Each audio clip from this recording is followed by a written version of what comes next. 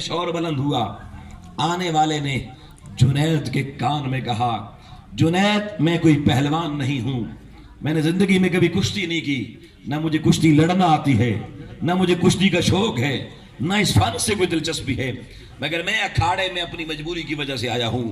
میں محمد عربی کی آل پاک اور نسل پاک میں پیدا ہونے والا آدمی ہوں. میرا تعلق آل مصطفیٰ سے ہے.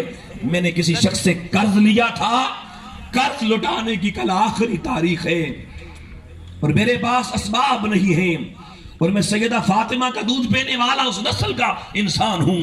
زکوٰۃ مجھ پر حرام ہے, صدقہ مجھ پہ حرام ہے. بتا میں کس کو حال دل سناؤں؟ جنید آج اتنا انعام لگا ہوا ہے, اگر تو آج کشتی محمد مصطفیٰ کی آل کے مقابلے میں ہار گیا, تو نے آج اپنی پہلوانی اگر مجھ پہ قربان کر دی, میرا کام بن جائے گا, انعام ملے گا, قرضہ اتر جائے گا. جنید میں تجھے دنیا میں تو کچھ نہیں دے سکتا, مگر وعدہ کرتا ہوں قیامت کو نانا کے دربار میں ہاتھ پکڑ کے تیری شفاعت ضرور کروا دوں گا. دوستان محترم, یہ تعارف جنید کے کانوں تک گیا. زندگی بھر میدان میں جس کی پیٹھ کسی نے نہ لگائی ہو, جس کا شہرہ پورے بغداد کے ہر محلے گلی میں ہو, جس کو بادشاہ وقت شاہان وقت عزت دیتے ہوں, اب اس کی قیمتی ترین اثاثہ اس کی کشتی ہے, اس کی پہلوانی ہے, اس کا چوڑا سینہ ہے.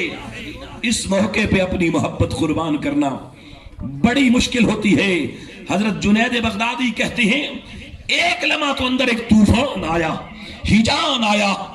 اگر آج تیری کمر اس میدان میں لگ گئی, جان بوجھ کے صحیح, زمانہ تجھے کتنا رسوا کرے گا, دنیا تجھے کتنا ذلیل کہے گی, بادشاہ کی دوستی ختم ہو جائے گی, دنیا ہاتھوں پیروں سے نکل جائے گی.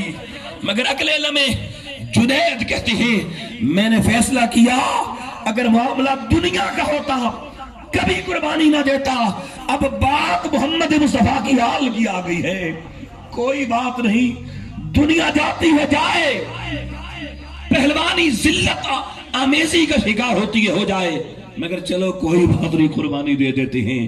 جنید بغدادی لوگوں اکھاڑے میں اپنی زندگی کا قیمتی ترین اثاثہ محمد مصطفیٰ صلی اللہ علیہ وسلم کی آل پر قربان کرنے کے لیے تیار ہو گیا. اور پھر کیا تھا, وہ بزرگ آگے بڑھے, انہوں نے جنید کو دھکا دیا, ایک دھکا لگنے کی دیر تھی. وہ پہلوان جو کبھی اکھاڑے میں گرا نہ تھا, آج اس کی پشت اور کمر زمین پہ لگی ہوئی ہے. وہ اٹھے, دوسرا دھکا لگا, پھر گرے, آخری مرحلہ آ گیا, تیسرا دھکا دادا جی نے دیا, پھر کمر زمین پہ لگی. بابا جی چھاتی میں بیٹھے, نعرہ لگا بزرگ جیت گیا, پہلوان جنید ہار گیا. بادشاہ نے جنید پہ تھوکا, لام تان کی, زمانہ اس کو تف تف کرتا ہوا وہاں سے چل پڑا. ہر طرف بغداد کی گلیوں میں لوگوں جنید کی رسوائی کی باتیں تھیں. جنید اکھاڑے میں لیٹا پڑا ہے, اٹھنے کی ہمت بھی جواب دے چکی ہے, اتنے تانے مل چکے ہیں.